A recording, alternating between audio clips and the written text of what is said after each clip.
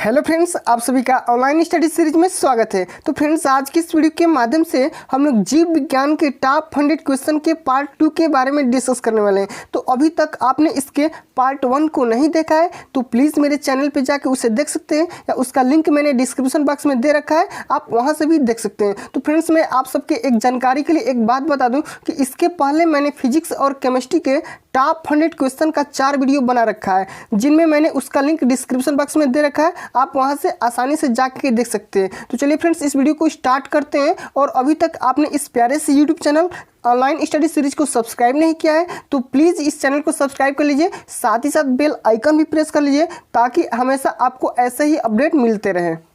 तो फ्रेंड्स, आज का सबसे जो पहला नंबर क्वेश्चन आप अपने स्क्रीन पे देख पा रहे होंगे, कौन सा एक जीवित जीवाश्म कहलाता है। तो फ्रेंड्स, यहाँ पे क्वेश्चन क्या बोल रहा है। तो फ्रेंड्स, आज का जो क्वेश्चन है 51 नंबर क्वेश्चन, इसके पिछले वाले वीडियो में हमने 50 क्वेश्चन को कवर कर रखा है, ठीक है। तो देखिए फ्रेंड्स, आज का जो पहला नंबर क्वेश्चन है, बोल रहा है क्वेश्चन कि कौन एक जीवित जीवाश्म कहलाता है। तो फ्रेंड्स, यहाँ पे जीवित जीवाश्म का मतलब क्या होता है आप पहले समझ लीजिए। जीवाश्म का मतलब क्या होता है, तो जैसा कि फ्रेंड्स जो जीवाश्म होते हैं वो क्या होते हैं, जो पहले पेड़ पौधे होते थे, क्या करते थे, आंधी तूफान की वजह से ज़मीन में धंस जाते थे, ठीक है। तो उनको हम क्या बोलते थे, जीवाश्म बोलते थे। लेकिन यहाँ पे क्वेश्चन आपसे बोल रहा है फ्रेंड्स, क्वेश्चन क्या बोल रहे हैं कि जीवित जीवाश्म क्या होता है। तो ऑप्शन सुन लीजिए क्या क्या है, जिंकगो, साइकस, पाइनस, इनमें से कोई नहीं। तो फ्रेंड्स, मैं बता दूं कि यहाँ पे जीवित जीवाश्म जो कहलाता है जिंकगो, जिंकगो को हम जीवित जीवाश्म कहते हैं। तो फ्रेंड्स, आप अपने स्क्रीन पे जिंकगो का फिगर देख पा रहे होंगे कि जिंकगो का फिगर कैसा होता है, ठीक है। जो कि यहाँ पे आपको फिगर एक शो किया जा रहा होगा, ठीक है फ्रेंड्स, जो कि यहाँ पे आपको एक फिगर शो किया जा रहा होगा, उसमें जिंकगो का पूरा फल और पत्तियों का मतलब कि आपको यहाँ पे दिखाया गया है, ठीक है। चलिए अब हम बात करते हैं इस वीडियो के सबसे नेक्स्ट क्वेश्चन के बारे में, यानी कि दूसरे नंबर क्वेश्चन के बारे में। तो अगला नंबर क्वेश्चन बोल रहा है फ्रेंड्स कि दमा एवं खांसी के रोगों में काम आने वाली औषधि इफेड्रिन किससे प्राप्त की जाती है। तो देखिए फ्रेंड्स, जो इफेड्रिन एक प्रकार की मेडिसिन है जो कि दमा एवं खांसी में यूज किया जाता है, ठीक है। जो अगर व्यक्ति दमा एवं खांसी से परेशान है उसको क्या किया जाता है, इफेड्रिन नाम की मेडिसिन दी जाती है। तो फ्रेंड्स, ये इफेड्रिन नाम की जो मतलब की मेडिसिन होती है किस चीज़ से प्राप्त की जाती है। ऑप्शन क्या क्या है, पाइनरा, जूनिपेरस, साइकस, इफेड्रा। तो फ्रेंड्स, यहाँ पे ऑप्शन नंबर डी जो दिख रहा है इफेड्रा, इफेड्रा से हम इफेड्रिन प्राप्त करते हैं, ठीक है। तो फ्रेंड्स, मैं आपको याद करने का एक ट्रिक बता दे रहा हूँ कि इसको कैसे आप याद कर पाएंगे। तो देखिए यहाँ पे इफेड्रा और इफेड्रिन दोनों सेम वर्ड दिख रहे हैं, ठीक है। तो हम क्या करते हैं, इफेड्रा से इफेड्रिन नामक की मेडिसिन प्राप्त करते हैं, ठीक है। चलिए, यानी कि ऑप्शन नंबर डी इस करेक्ट आंसर हो जाएगा क्वेश्चन नंबर 52 का। चलिए अब अगला नंबर क्वेश्चन बोल रहा है फ्रेंड्स, आप अपने स्क्रीन पे देख पा रहे होंगे, क्वेश्चन क्या बोल रहा है कि किस पौधे में बीज होता है लेकिन फल नहीं होता है। तो एक ऐसा आप पौधे का नाम बताइए जिसमें बीज तो होता है लेकिन उसमें फल नहीं लगते हैं। ऑप्शन क्या क्या है, बादाम, साइकस, मूंगफली, ईख। तो आपको अगर ये क्वेश्चन का आंसर पता है तो आप अपने कमेंट बॉक्स में इसका आंसर दे सकते हैं। तो फ्रेंड्स, मैं बता दूं कि ऐसे पौधे का नाम जिसमें बीज तो होता है लेकिन फल नहीं होता है उसको क्या बोलते हैं, साइकस। यानी कि ऑप्शन नंबर बी इस करेक्ट आंसर हो जाएगा क्वेश्चन नंबर 53 का। तो देखिए फ्रेंड्स, मैं यहाँ पे साइकस का यहाँ पे फिगर शो करा रहा हूँ, ठीक है। तो ये आप साइकस को देख सकते हैं। आप इसे आमतौर पे शहरों में देखे होंगे कि ऐसे पौधे शहर में हमेशा मतलब कि शो के लिए लगाए जाते हैं घरों में, ठीक है। चलिए अब अगले नंबर क्वेश्चन आप अपने स्क्रीन पे देख पा रहे होंगे, क्वेश्चन क्या बोल रहे हैं कि सुगंधित पुष्पों में परागण किसके द्वारा होता है। तो सुगंधित पुष्पों में परागण जो होता है किसके द्वारा होता है, कीट के द्वारा होता है, या पक्षी के द्वारा होता है, या जल के द्वारा होता है, या वायु यानी कि एयर के द्वारा होता है। तो फ्रेंड्स, मैं बता दूं जो सुगंधित पुष्प होते हैं उसमें परागण की जो प्रक्रिया होती है वो कीट के द्वारा संपन्न की जाती है। यानी कि ऑप्शन नंबर ए इस करेक्ट आंसर हो जाएगा क्वेश्चन नंबर 54 का। चलिए अब अगला नंबर क्वेश्चन क्या बोल रहे हैं फ्रेंड्स, आप अपने स्क्रीन पे देख पा रहे होंगे कि तना काट आमतौर पर किसके प्रवर्धन के लिए प्रयोग किया जाता है। तो देखिए फ्रेंड्स, जो तना काट आमतौर पर किसके प्रवर्धन के लिए प्रयोग किया जाता है। तो फ्रेंड्स, मैं बता दूं इसका जो आंसर होगा कौन सा, गना।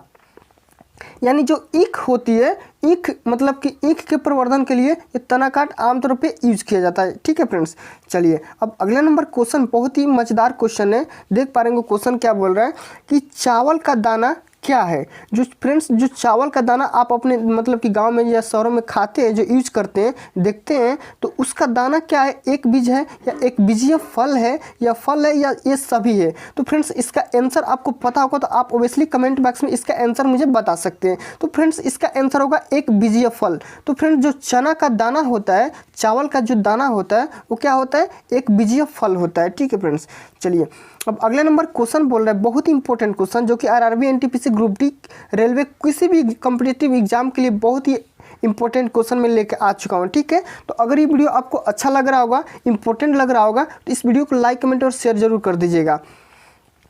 चलिए क्वेश्चन पे आते हैं। क्वेश्चन क्या बोल रहा है कि नाशपाती का कौन सा भाग खाया जाता है? तो फ्रेंड्स जो नाशपाती खाते हैं, यूज करते हैं, तो नाशपाती देखे होंगे, उसका कौन सा भाग खाया जाता है? तो गूदेदार पुष्पासन। ठीक है, यानी कि जो उसका मिडिल भाग जो होता है गूदेदार होता है, उससे को हम लोग क्या करते हैं? खाने में यूज करते हैं। ठीक है, चलिए अगला नंबर क्वेश्चन बोल रहे हैं फ्रेंड्स, देख पा रहे होंगे कि आलू किस कुल से संबंधित इकाई है, यानी कि आलू किस कुल से संबंधित यूनिट है उसको बताना है। तो फ्रेंड्स मैं बता दूं कि सोलेनेसी की एक प्रकार की कुल होती है, जो कि सब्जियों की एक मतलब की कुल होती है, उसी में ये आता है। ठीक है, यानी कि ऑप्शन नंबर सी इस करेक्ट आंसर हो जाएगा क्वेश्चन नंबर 58 का।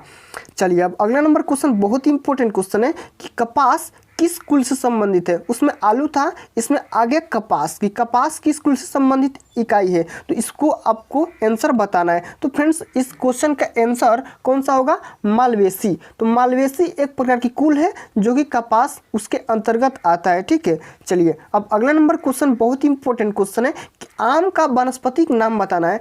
आम का वानस्पतिक नाम क्या होता है आपको कमेंट बॉक्स में बताना है। तो फ्रेंड्स इसका आंसर मेंजीफेरा इंडिका। तो मेंजीफेरा इंडिका आम का वानस्पतिक नाम है, यानी कि ऑप्शन नंबर बी इस करेक्ट आंसर हो जाएगा क्वेश्चन नंबर 60 का। चलिए अगला नंबर क्वेश्चन क्या बोल रहे हैं फ्रेंड्स, देख पा रहे होंगे अपने स्क्रीन पे कि दलहन पौधे संबंधित है। दलहन पौधे किससे संबंधित है? तो फ्रेंड्स इसका आंसर क्या होगा? कमेंट बॉक्स में अगर आंसर पता होगा तो आप दे दीजिएगा। ठीक है, तो इसका आंसर मैं बता दे रहा हूँ कि लेग्यूमिनेसी। ठीक है, तो लेग्यूमिनोसी जो है इसका राइट आंसर हो जाएगा, यानी कि क्वेश्चन नंबर 61 का। चलिए अगला नंबर क्वेश्चन बोल रहा है फ्रेंड्स, देख पा रहे होंगे कि चाय के पौधे का वानस्पतिक नाम क्या है। तो जो चाय का पौधा होता है फ्रेंड्स, ये वाला जो चाय का पौधा होता है, इसका वानस्पतिक नाम बताना है। इसका वानस्पतिक नाम क्या होता है फ्रेंड्स? इसका वानस्पतिक नाम होता है थियासाइनेंसिस। थियासाइनेंसिस नाम थोड़ा सा अजीब है, लेकिन ये आप एक दो बार नाम लेंगे अगर अपने जुबान पे तो ये याद हो जाएगा। थियासाइनेंसिस नाम ये क्या है? वानस्पतिक नाम है, किसका है? चाय के पौधे का। ठीक है, चलिए अब अगले नंबर क्वेश्चन बोल रहा है बहुत ही इंपॉर्टेंट क्वेश्चन है, ये वाला क्वेश्चन बहुत ही इंपॉर्टेंट क्वेश्चन है। क्या बोल रहा है क्वेश्चन कि निम्न में से कौन सा एक मानव निर्मित धान्य है?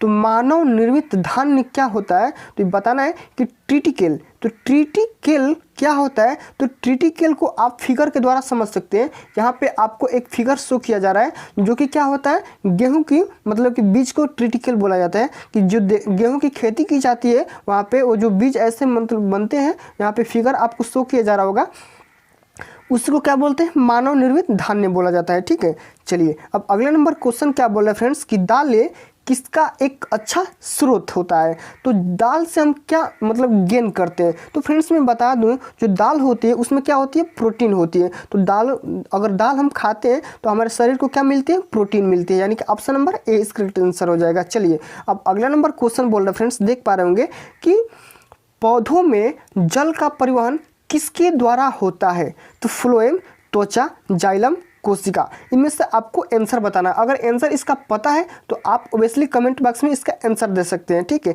तो मैं बता दूं फ्रेंड्स कि जो पौधों में जो जल का परिवहन होता है वो जाइलम के द्वारा होता है। ठीक है, यानी कि ऑप्शन नंबर सी इस करेक्ट आंसर हो जाएगा क्वेश्चन नंबर 65 का।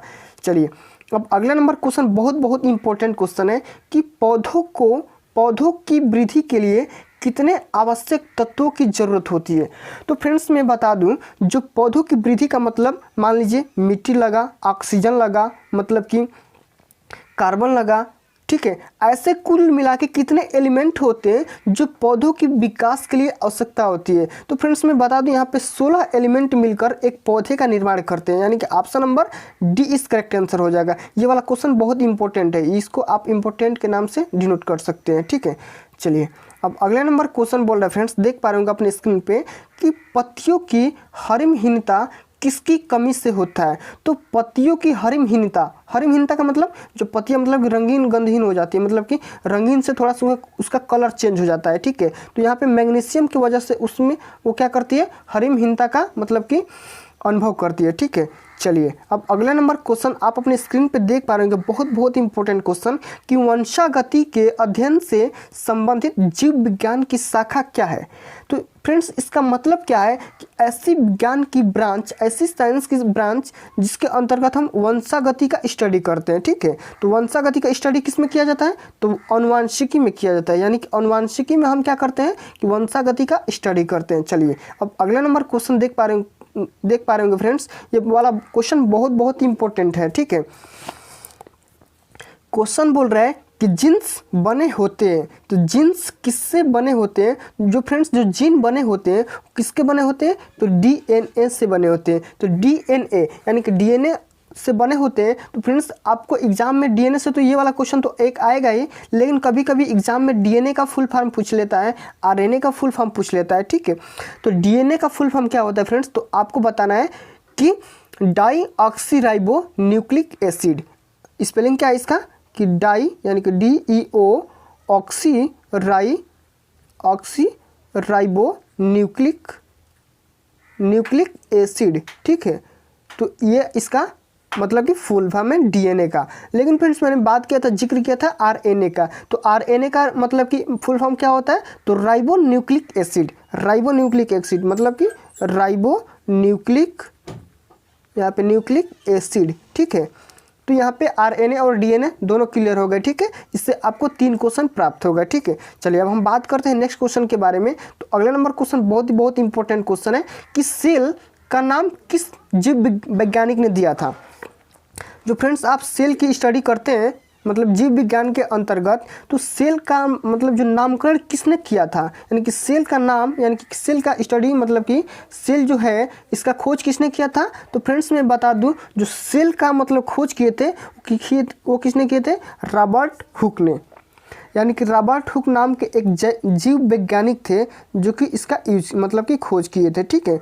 चलिए अब अगला नंबर क्वेश्चन बहुत इंपॉर्टेंट है। क्या बोल रहे हैं क्वेश्चन कि कौन सा अंगक प्रायः जंतु कोशिका में उपस्थित नहीं होता है? देखिए क्वेश्चन बोल रहा है कि जंतु कोशिका में उपस्थित नहीं होता है। तो फ्रेंड्स मैं बता दूं कि माइटोकॉन्ड्रिया, तो माइटोकॉन्ड्रिया होती है जो जंतु कोशिका में उपस्थित नहीं होता है, ठीक है।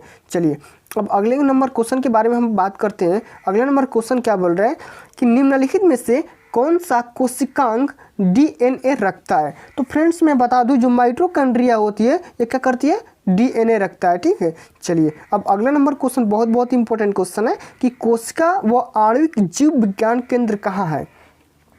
ये वाला क्वेश्चन इंपॉर्टेंट क्वेश्चन है, ठीक है। ये वाला क्वेश्चन आपसे एग्जाम में पूछ लेता है कि कोशिका यानी कि सेल एवं मॉलिक्यूलर मतलब इसका जो जीव विज्ञान केंद्र होता है वो कहाँ पे है? तो वो ये है हैदराबाद में, ठीक है। यानी कि ऑप्शन नंबर ए इस करेक्ट आंसर हो जाएगा क्वेश्चन नंबर 30 मतलब कि 73 का, ठीक है। चलिए अब अगला नंबर क्वेश्चन बहुत इंपॉर्टेंट क्वेश्चन है। क्या बोल रहा है क्वेश्चन कि कोशिका की आत्महत्या की थैली कहलाता है? तो फ्रेंड्स जो सेल की आत्महत्या होती है, जो सेल की आत्महत्या की थैली होती है किसे बोलते हैं? तो फ्रेंड्स मैं बता दूं जो सेल की आत्महत्या की थैली होती है उसे बोला जाता है माइटोकॉन्ड्रिया, यानी कि ऑप्शन नंबर बी इस करेक्ट आंसर हो जाएगा क्वेश्चन नंबर 74 का। चलिए अगला नंबर क्वेश्चन बोल रहा है कि न्यूक्लियस की खोज सर्वप्रथम किसने किया था? तो फ्रेंड्स मैं बता दूं जो न्यूक्लियस होता है यानी कि नाभिक, न्यूक्लियस जो होता है नाभिक की खोज किसने किया था? नाभिक की खोज किसने किया था? तो ब्राउन यानी कि रॉबर्ट ब्राउन ने किया था, ठीक है। चलिए अब अगले नंबर क्वेश्चन देख पा रहे होंगे अपने स्क्रीन पे, बहुत इंपॉर्टेंट क्वेश्चन है। ये देख पा रहे होंगे कि कैप्सूल का आवरण बना होता है। तो फ्रेंड जो हमारा जो दवाई होती है यानी कि जो मतलब कि मेडिसिन होता है, कैप्सूल होता है, उसका जो आवरण के लिए ढकने के लिए यहाँ पे एक मतलब कि आवरण बनाया जाता है, वो किस चीज़ का बना होता है, किस मटेरियल का बना होता है? तो बना होता है स्टार्च का, यानी कि ऑप्शन नंबर ए इस करेक्ट आंसर हो जाएगा 76 का। चलिए अब अगला नंबर क्वेश्चन इंपॉर्टेंट है कि शहद का प्रमुख घटक, तो शहद का प्रमुख घटक कौन कौन सा है मान लीजिए। तो शहद का प्रमुख, शहद मतलब कि जो हम लोग क्या मधुमक्खियों से शहद प्राप्त करते हैं, ठीक है। तो शहद का प्रमुख घटक है क्या है फ्रेंड्स, यहाँ पे देख पा रहे जो ऑप्शन है माल्टोज, फ्रक्टोज, ग्लूकोज, विटामिन। तो मैं बता दूं फ्रेंड्स जो शहद का प्रमुख घटक होता है वो होता है फ्रक्टोज। तो यहाँ पे फ्रेंड्स बात आ जाती है फ्रक्टोज। तो फ्रक्टोज की मतलब कि रासायनिक नाम क्या है, यानी कि रासायनिक सूत्र क्या है इसका, तो C6H12O6। तो फ्रेंड्स मैं बता दूं जो फ्रक्टोज का मतलब कि रासायनिक सूत्र होता है वही ग्लूकोज का भी रासायनिक सूत्र होता है। तो ये इससे आपको 2 क्वेश्चन एग्जाम में पूछे जाएंगे, या तो फ्रक्टोज का रासायनिक सूत्र बताइए या ग्लूकोज का रासायनिक सूत्र बताइए। तो आपको क्या बताना है, C6H12O6। ओके।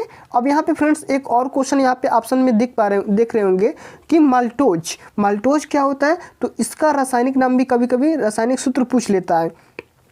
तो इसका रासायनिक सूत्र आप याद कर लीजिए कि C12H22 और O11, ठीक है। ये होता है माल्टोज का मतलब कि रासायनिक सूत्र, ठीक है। चलिए अब अगला नंबर क्वेश्चन आप अपने स्क्रीन पे देख पा रहे होंगे। क्वेश्चन बोल रहा है कि निम्नलिखित में से सर्वाधिक ऊर्जा प्रदान करता है। तो फ्रेंड्स मैं बता दूं जो सर्वाधिक ऊर्जा प्रदान करता है वो प्रदान करता है कौन सा, तो कार्बोहाइड्रेट। और फ्रेंड्स मैं बता दूं जो कार्बोहाइड्रेट होता है वो हम किससे प्राप्त करते हैं, तो चावल से प्राप्त करते हैं, ठीक है। चलिए अब अगला नंबर क्वेश्चन आप अपने स्क्रीन पे देख पा रहे होंगे। क्वेश्चन बोल रहा है कि किसमें प्रोटीन नहीं पाया जाता है। तो प्रोटीन किस में नहीं पाया जाता है, तो प्रोटीन चावल में नहीं पाया जाता है। और चावल में क्या पाया जाता है, तो अभी मैंने बताया कि चावल से हम लोग क्या प्राप्त करते हैं, तो कार्बोहाइड्रेट प्राप्त करते हैं, ठीक है। चलिए अगला नंबर क्वेश्चन बहुत इंपॉर्टेंट क्वेश्चन है कि विटामिन शब्द किसने प्रतिपादन किया।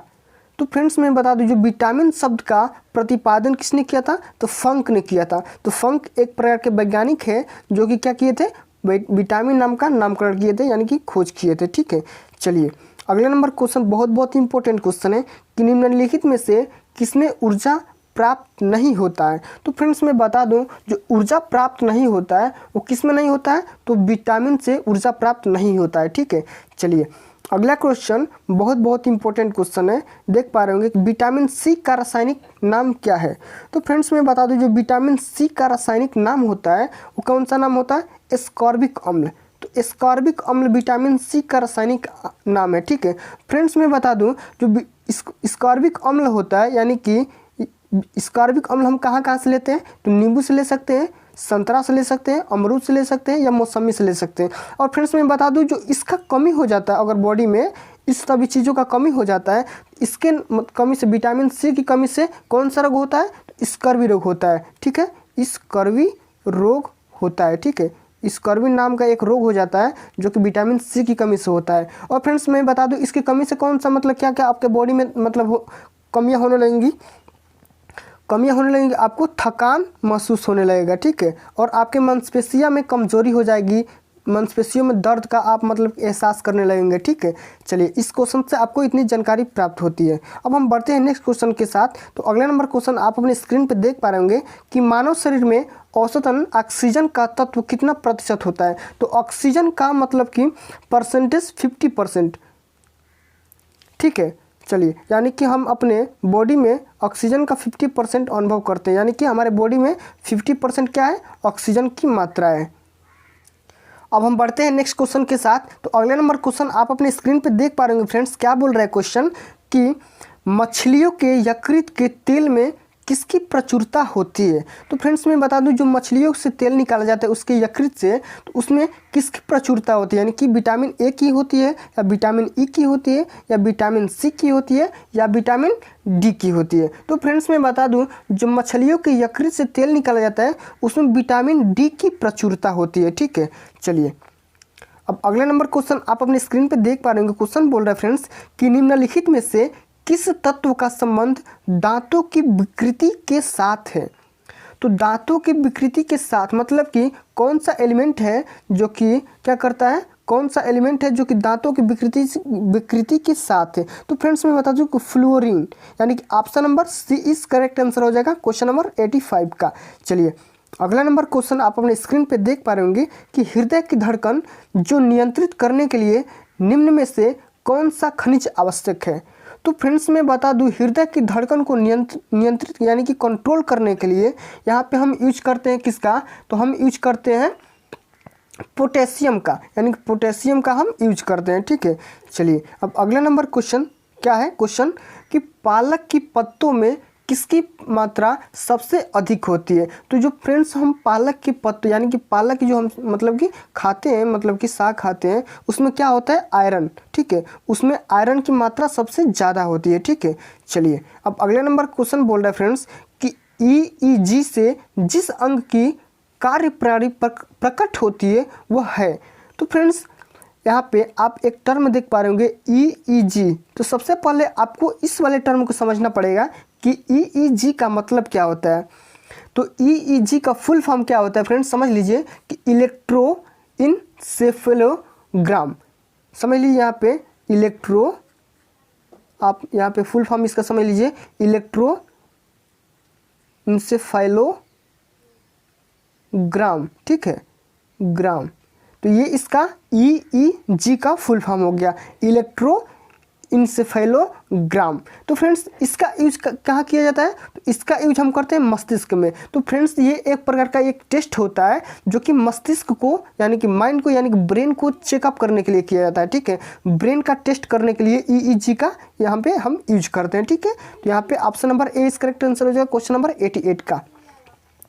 चलिए अब अगला नंबर क्वेश्चन आप अपने स्क्रीन पे देख पा रहे होंगे। क्वेश्चन क्या बोल रहे हैं कि केसिन दुग्ध होता है। तो केसिन दुग्ध क्या होता है यही आपको बताना है। तो फ्रेंड्स इस क्वेश्चन का आंसर हो जाएगा प्रोटीन। तो केसिन दुग्ध क्या होता है, एक प्रोटीन होता है। ठीक है, चलिए अब अगला नंबर क्वेश्चन आप अपने स्क्रीन पे देख पा रहे होंगे। क्वेश्चन बोल रहे हैं कि मानव शरीर में संक्रमण को रोकने में मदद करता है। तो मानव शरीर में जब संक्रमण होता है तो उसको कौन सी विटामिन रोकती है, यही आपको बताना है। ठीक है, तो फ्रेंड्स मैं बता दूं, तो मानव शरीर में संक्रमण को रोकने के लिए, संक्रमण का मतलब क्या होता है, जैसे मान लीजिए कोई पोलियो की बीमारी हो गया। ठीक है, तो ये क्या होता है, एक प्रकार का संक्रमण हो गया। या यहाँ पे जो कोरोना चल रहा था, तो कोरोना एक प्रकार संक्रमण की बीमारी है। ठीक है, जो कि बहुत तेज़ फैलती है। ठीक है, इसकी वजह से ये विटामिन ए इसको क्या करती है, मतलब कि रोकती है। ठीक है, प्रिवेंशन का काम करती है। ठीक है, चलिए अब यहाँ पे फ्रेंड्स यहाँ पे क्वेश्चन आप समझ पा रहे होंगे, देख पा रहे होंगे क्वेश्चन क्या बोल रहा है। क्वेश्चन बोल रहा है कि कैंसर के उपचार के लिए प्रयुक्त रेडियो आइसोटोप है। तो यहाँ पे CO60 यहाँ पे पिछले भी मैंने बताया था इसके बारे में, केमिस्ट्री के बारे में इसके बारे में डिस्कस किया था। वो वीडियो आप जाके इस मतलब कि डिस्क्रिप्शन बॉक्स में देख सकते हैं। ठीक है, इसके बारे में मैंने पूरा विधिवत विस्तार से समझाया हुआ था। ठीक है, चलिए ये वाला क्वेश्चन क्या बोल रहा है कि निम्नलिखित में कौन सा रोग संक्रामक है, गठिया, डिप्थीरिया, मधुमेह या कैंसर। तो फ्रेंड्स मैं बता दूं यहाँ पे इस क्वेश्चन का जो आंसर है वो है डिप्थीरिया। तो डिप्थीरिया एक प्रकार का संक्रामक रोग है। ठीक है, बहुत तेज़ी के साथ फैलता है। ठीक है, चलिए फ्रेंड्स मैं बता दूं इस वीडियो का सबसे जो लास्ट नंबर क्वेश्चन यही वाला क्वेश्चन है। तो फ्रेंड्स इस क्वेश्चन का आंसर आपको कमेंट बॉक्स में दे देना है। ठीक है, अगर आपको पता होगा तो। ठीक है, क्वेश्चन बोल रहा है कि छिली हुई सब्जियों को धोने से कौन सा विटामिन निकल जाता है। ये वाला क्वेश्चन बहुत इंपॉर्टेंट है। ठीक है, ये वाला क्वेश्चन हमेशा RRB, NTPC, group D, railway हर एग्जाम में ऐसे क्वेश्चन आते ही आते हैं।